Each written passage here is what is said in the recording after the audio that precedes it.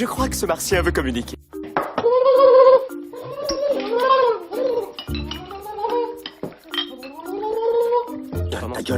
Ta gueule. Pourquoi est-il aussi méchant? Arrête de les assommer avec toutes ces questions, tu vois bien que ça les fatigue. Si on peut plus parler, hein. Je vous ennuie. Oui, certes.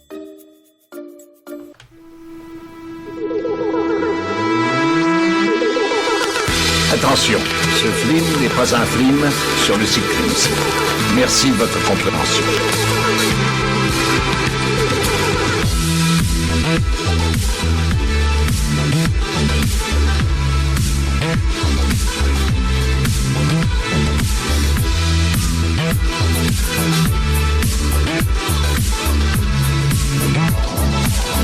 Bonjour, bonsoir et bienvenue dans Culture Ims, le podcast de la culture avec un gros cul. Le principe de ce podcast, vous le connaissez, on n'est pas forcément là pour vous apprendre des choses, mais on vous fait découvrir ce qu'on aime et ce qui nous plaît ou pas, et on le fait avec humour. Enfin, on le fait avec notre humour, hein, bien évidemment. En tout cas, vous êtes de plus en plus nombreux à nous écouter et on vous en remercie, vous êtes super géniaux, sauf un. Voilà, je préfère le dire. Je suis Florent et ce soir, je suis accompagné de celui qui a besoin de rien, envie de vous comme j'avais envie de personne, et du coup c'est un peu le malaise, c'est Thomas. Salut Thomas. Hey, bonsoir. Et avec sa voix sensuelle. Toujours. Je suis aussi avec celui qui n'a pas le temps, son esprit glisse ailleurs. Je parle bien sûr d'Arthur. Bonjour, un producteur de Roland McDan. 16 heures perdues. Du coup, ça marche plus très bien en ce moment. Ah non, c'est un peu la crise là. Ok. Et enfin, pour sa première émission, je suis avec celui qui était assis sur une pierre, des larmes coulaient sur son visage. Il ne savait plus comment faire, mais Dieu lui a donné la foi qui brûle au fond de lui. Je veux bien sûr parler d'Ophélie Winter, ou Anthony, je sais plus. Anthony Winter. Anthony Bonsoir Winter, c'est son cousin. Bah bienvenue à Anthony quand même. Oui, bah oui, bienvenue à Anthony. T'es prêt Anthony? T'es prêt pour ta première? T'es au taquet? T'es chaud? Tu es chaud, on dit, tu sembles le blé, n'importe quoi. Aujourd'hui au programme, Arthur va nous parler des prochaines consoles dans nos salons.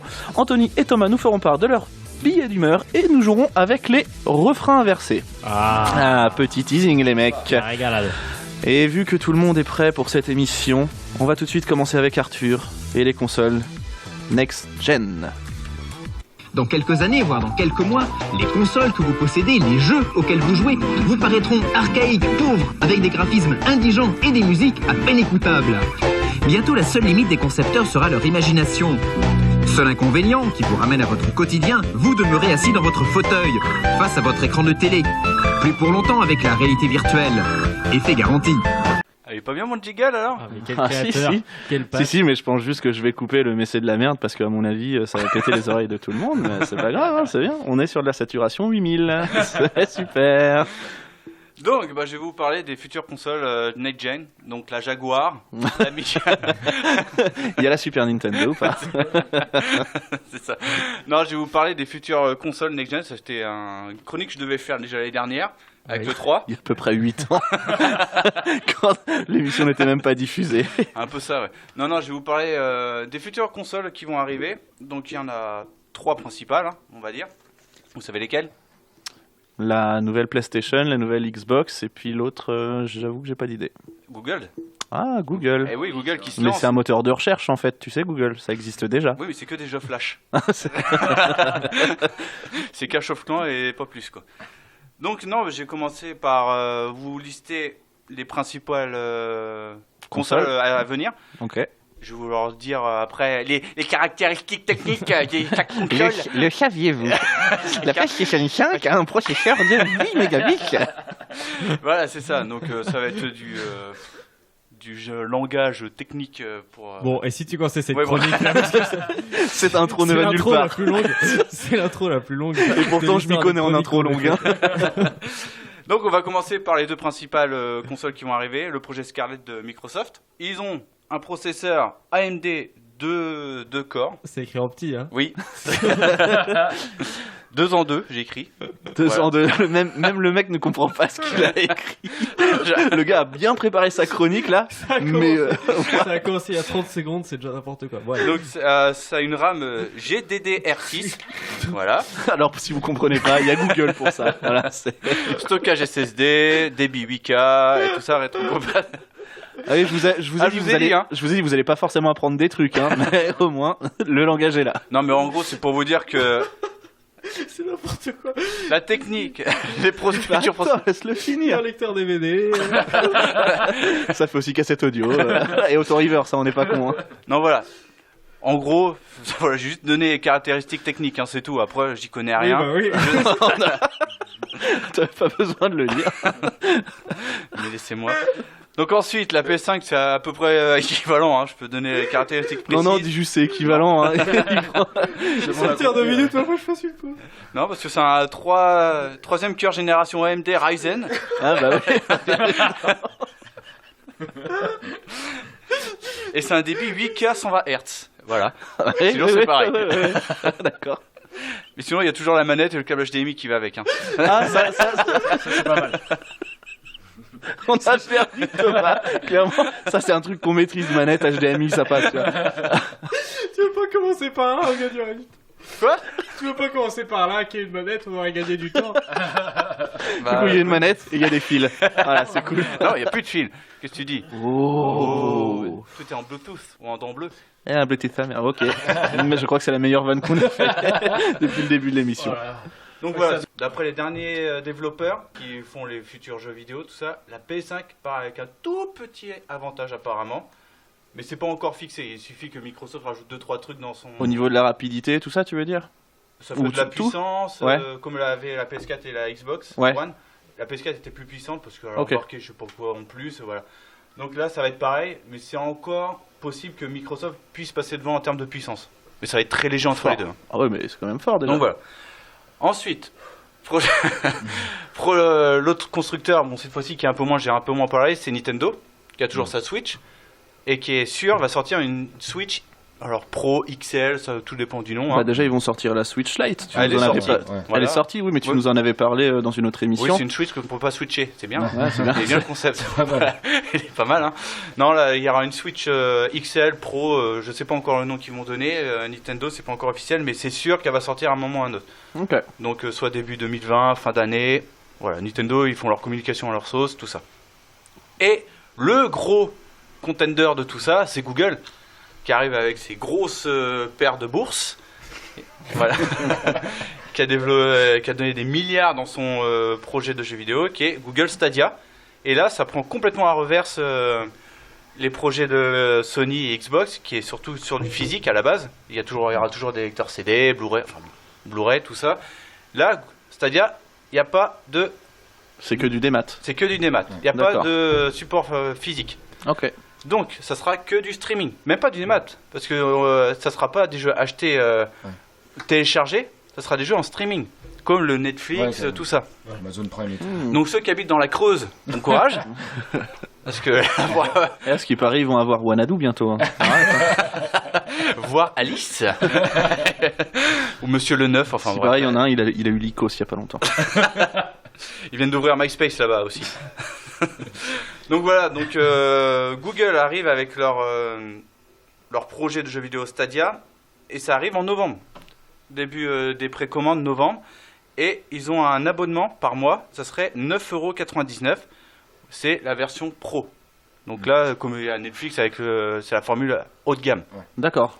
Donc ça comprend tout le catalogue de Google. C'est bien, on a un retour aussi sur les choses qui sont posées sur la table. Non mais ça comprend voilà, tout le catalogue Stadia qui sera dessus. Tu pourras y jouer à tous les jeux, sans pour autant en acheter individuellement, tout ça. Tu pourras jouer à tout. Tous les jeux disponibles sur Stadia. Et alors il y aura... 4. Hein Pour l'instant, il y en a 4 des jeux. C'est Ouais, des jeux 4 et Super demi. NES. Voilà. Ouais, yes. Parce qu'il y en a forcément où tu dois Il y a payer Minecraft 300. déjà. Non je déconne, il n'y a pas Minecraft, mais Minecraft c'est exclusivité Xbox. Ouais, il y non. aura forcément Fortnite. Ah bah oui. Voilà. Ah bah oui, déjà qu'il est sur iOS. Donc il peut être partout. C'est ça. Donc non, la formule à 9,99 c'est la formule haut de gamme. Donc ça comprend des jeux en 4K en streaming, quand on peut. Bon, faut avoir la fibre, hein. Faut pas se cacher, faut avoir la fibre. Si t'as pas la fibre, tu pourras pas streamer en 4K. Et un son Dolby 5.1. Bah ça comprend ça. Ah oui, pas mal. C'est pas mal. Pour pas 9 mal. €, t'as tout le catalogue. Donc c'est-à-dire dans 5-6 ans, si le catalogue de Stadia est beaucoup fourni. Après, j'ai envie de te dire, le catalogue Stadia, il va se développer seulement si ça suit derrière, s'il y a des consommateurs et tout ça. S'il n'y a pas de consommateurs, ça me paraît un peu compliqué. Mais déjà, je pense que tous les PCistes vont aller dessus. Parce que Netflix, ça a marché. Pourquoi ça marcherait pas dans le jeu vidéo? Parce Voilà. que c'est différent, je pense. Enfin, c'est différent. Là, tu viens de nous dire qu'il fallait avoir la fibre.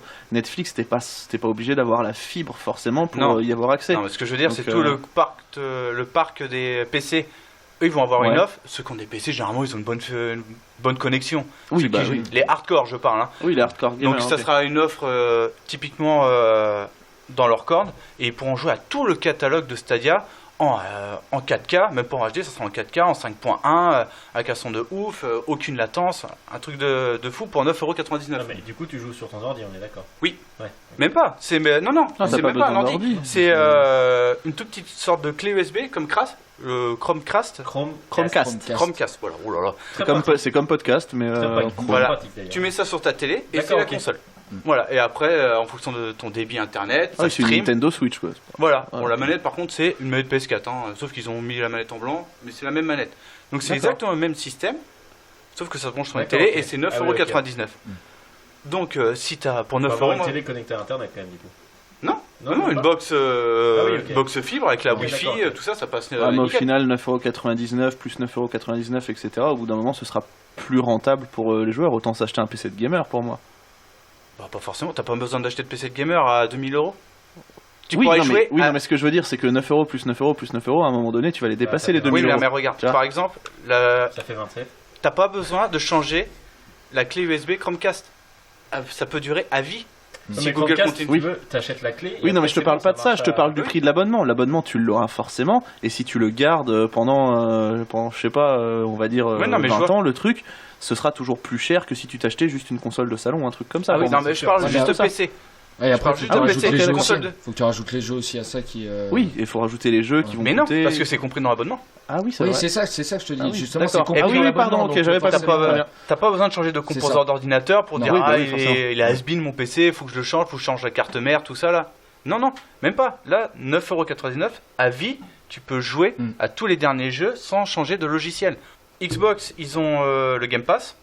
On peut jouer en streaming, mais c'est pas fait pour. On télécharge en amont. Donc Google, c'est les seuls pour l'instant qui ont cette vision-là, du streaming. Donc c'est un avantage. Enfin, pour moi, c'est le gros concurrent et je pense que Sony et Microsoft ils s'en cachent pas, ils vont lancer leur propre offre bientôt pour la prochaine génération, c'est sûr. Donc déjà PlayStation Now, ils vont l'améliorer, Microsoft ils vont sortir le truc à côté. Donc voilà, c'est ça les principaux concurrents pour la prochaine génération. Les trois gros. Je vais pas citer les. Ouais, ok.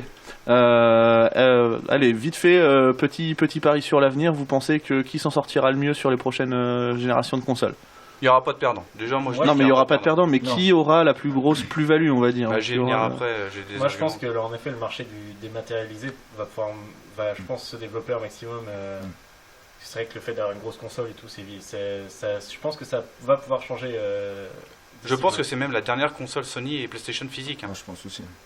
Il y a même une chose avec les jeux là qui va changer énormément, c'est aussi la PlayStation 5 et la Scarlett vont être les premières consoles qui vont pouvoir accepter les jeux des anciennes consoles. J'allais y venir Ah oui, justement. d'accord.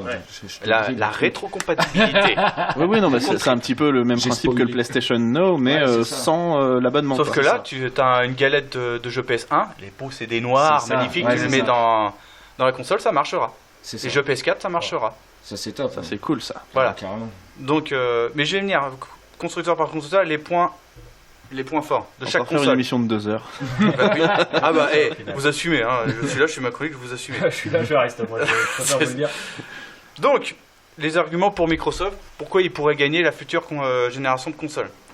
Ils ont un portefeuille illimité derrière Microsoft. Pour Xbox, c'est Microsoft, hein. Donc ils ont un énorme portefeuille pour développer la branche jeux vidéo. Ils ont acheté 2 nouveaux studios pour créer des exclusivités. Ouais. Donc ça, c'est un avantage.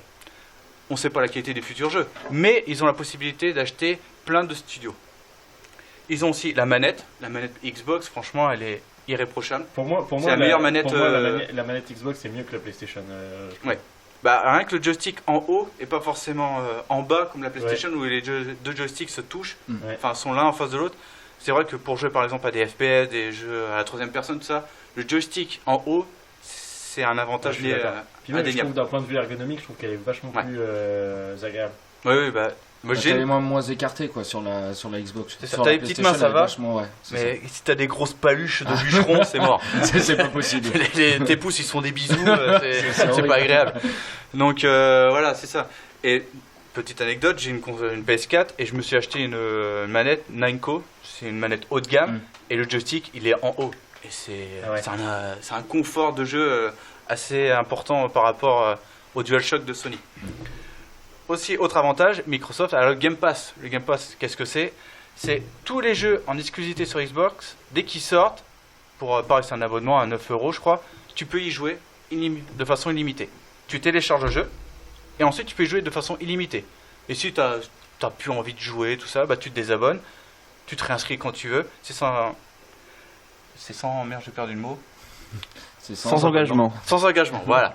Sans engagement, et ça c'est un point fort non négligeable de la part de Microsoft qui vont acheter plein de petits jeux à droite et à gauche pour compléter leur Game Pass. Ouais, mais ça sera jamais des gros jeux, enfin des grosses... Si, Gears of War 5, qui est sorti il y a très peu de temps, il est sorti Day One sur le Game Pass, et tous ceux qui sont abonnés au Game Pass le téléchargent et peuvent jouer. Sans acheter le jeu à 70 boules. Ok, d'accord.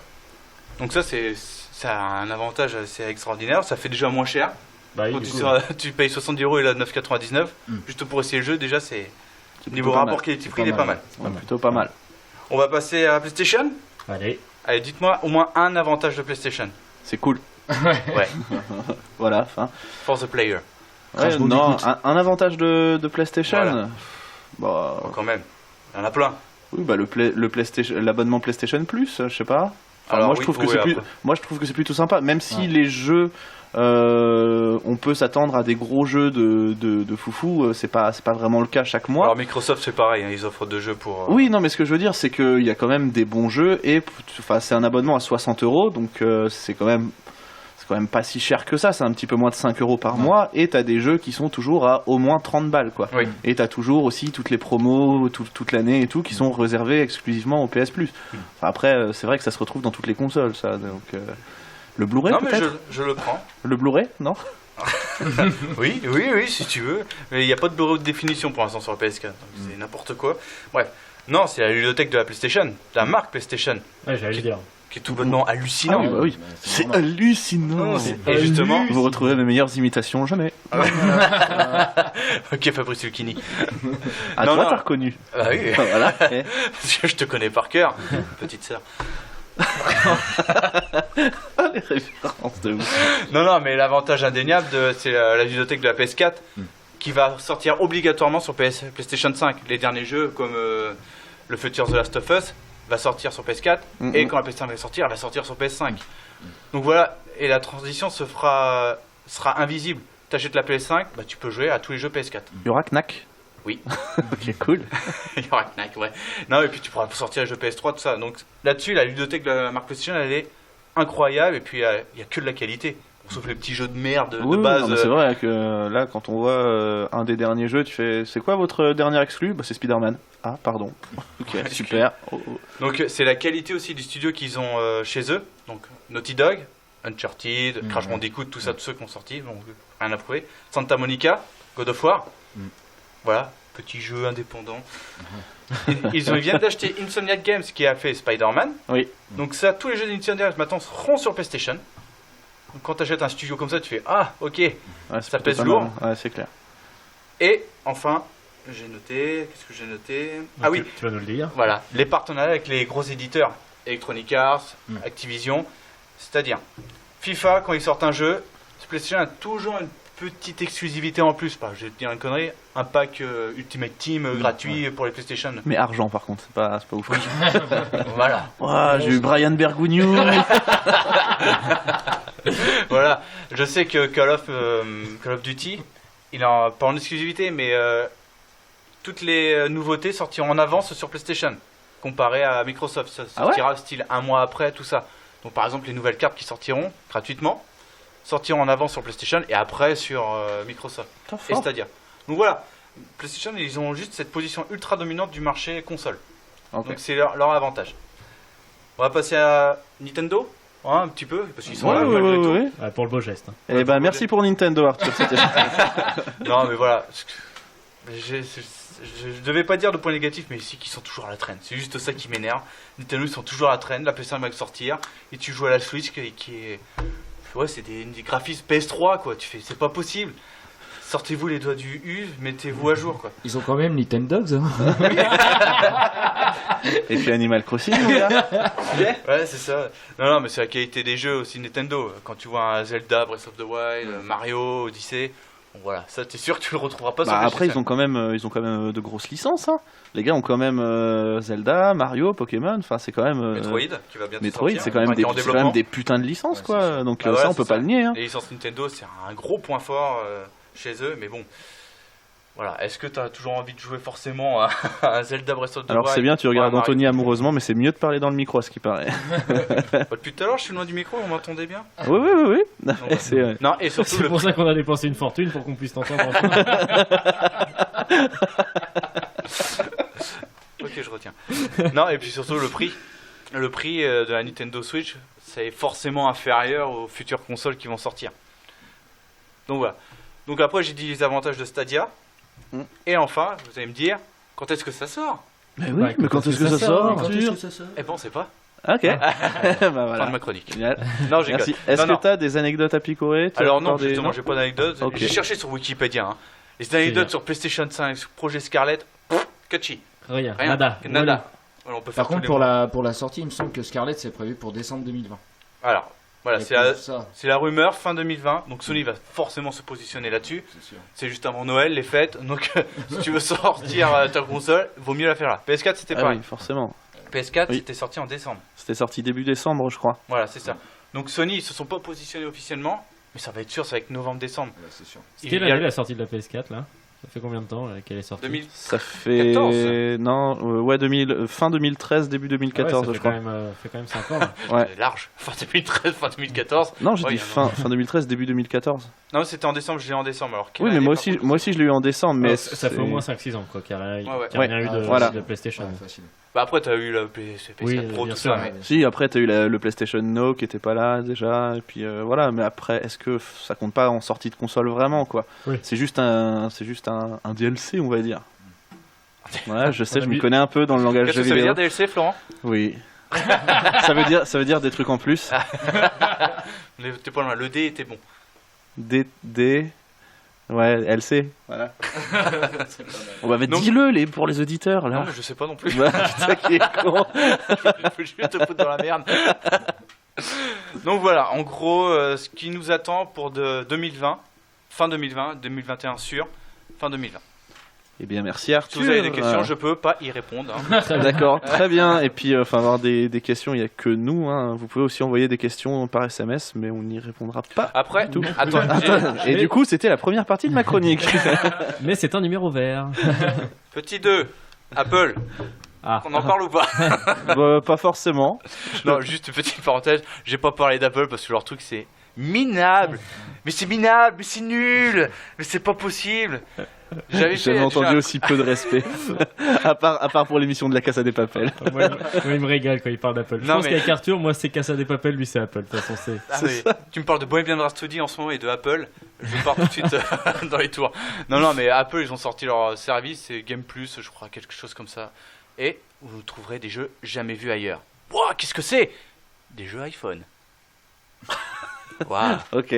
Merci. Non mais là avec la nouvelle Crush. Là il y a la nouvelle. Non mais il y a la nouvelle mise à jour et on peut brancher de ce que j'ai vu une manette PS4 et une manette Xbox pour jouer. Tu jouerais avec une manette PS4 sur Candy Crush ou pas? Ou Farmville? Enfin, je vois pas l'intérêt. Non mais je vois pas l'intérêt sur des jeux qui peuvent avoir de l'intérêt. Oui. Mais là, oui, dans Candy Crush, forcément, tu prends pas forcément le bon exemple. Voilà, c'est ça, c'est Rayman Aventure, un truc qui court tout seul, t'as juste à appuyer, tu fais ouh, oh, wow. Oui, vous le verrez jamais ailleurs. Et c'est incroyable. Oui, c'est sûr, le gameplay est autrement meilleur. Donc, pour 6 €, vous pouvez avoir des jeux iPhone. Ok. À vous de voir. Eh ben non. Merci Arthur, on passe tout de suite au billet d'humeur. Bien, tout de suite, la rubrique de Marcel. Oh, ne dis pas rubrique, j'aime pas ça. J'aime pas, c'est moche. Qu'est-ce que tu veux que je dise? T'as regardé autre chose, t'as regardé quelque chose qui me ressemble plus, quelque chose de plus poétique, quelque chose plus comme Marcel. T'as regardé billet d'humeur, qui c'est plus sensible à l'humeur de Marcel. C'est une autre culture.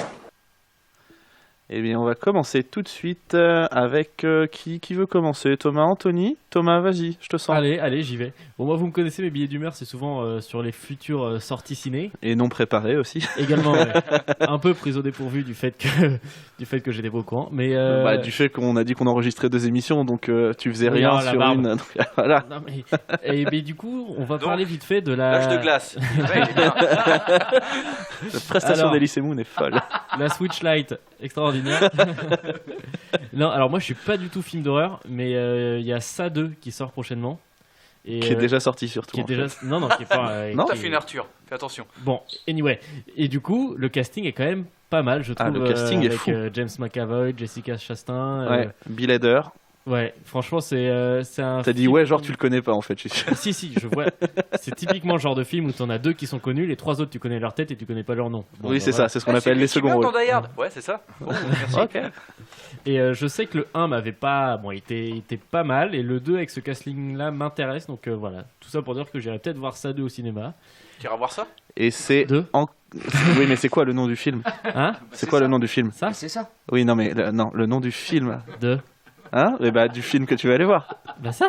Mais lequel? Le mec s'appelle On. Voilà, retrouvez nos meilleures impros sur radio qui n'existe pas. Voilà, merci, voilà, merci Thomas. Tout. Ok, donc Ça 2, tu le conseilles, très bien. Non, je l'ai pas eu. Ah ouais. Oui, mais tu le conseilles quand même. Si tu vas aller le voir, c'est quand même une sorte de petite reco. Je cherche des gens pour qui aller le voir, donc si elle est volontaire. Ah oui, donc tu te sens seul au monde, quoi. C'est un appel. SOS amitié. Est-ce que tu iras voir La Vérité si je mens? Ah non. La Vérité si je mens, les débuts. Oh mon dieu. En plus, ça vaut une chronique, ça. Hein. Je pense que ça peut. Ah bon, je vais peut-être aller le voir. Je trouve ça énorme de faire un film. Déjà la suite d'un 3, déjà le 3 c'était bon, celui de trop. La suite mais avant. Et là tu refais une suite avec pas une tête de connu. Si. Non. Si. Il y en a un qui reprend son rôle, mais pas vraiment. Oui, il fait son père. Ouais, il fait son père. Ok. J'ai oublié son nom, mais. Oui, moi aussi. Mais bon, enfin. Mais c'est un mec, il fait partie des 3 mecs que tu connais. Alors tu connais leur tête. J'ai vu que dans notre région, il y avait l'avant-première avec les acteurs. Bon, bah par exemple, c'est le type d'avant-première que tu vas pas voir parce que tu connais même pas les acteurs. Et sur scène, mais cassez-vous, on va voir le film.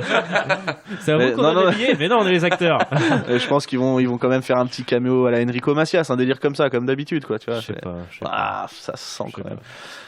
Je sais pas. Ok, ben merci pour cette recommandation. Tu vas voir quel film déjà? 2. Ouais. Ça? Ouais. Bah 2. Anthony, c'est à toi. Eh bien, moi, je vais parler du théâtre d'impro. Merci, Anthony. Eh bien, de rien, merci, au revoir. Non, j'ai découvert le théâtre d'impro l'année dernière parce que je fais partie d'une troupe de théâtre. Boulard. Déjà, on est en Boulard. Alors voilà, donc pour les autographes, ça sera la fin du podcast, s'il vous plaît. Donc du coup, juste pour vraiment vous le conseiller, c'est un spectacle où le public est acteur, il est juge, il est force de proposition aussi par des thèmes, etc. En fait, vous foutez rien, quoi. Sur scène. Et en plus, les gens payent comme ça. Un petit peu. Non, mais il y a vraiment le truc de donner un thème et derrière on a un caucus de 30 secondes pour les gilets jaunes. C'est exactement ça.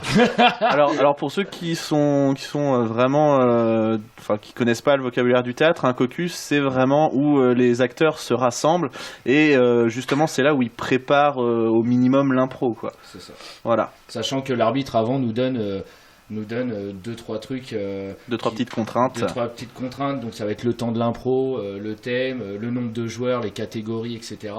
Donc 11 contre 11. Allez, c'est parti. Sachant que c'est une équipe de combien? 4 ou 5. Voilà. Dans une cage.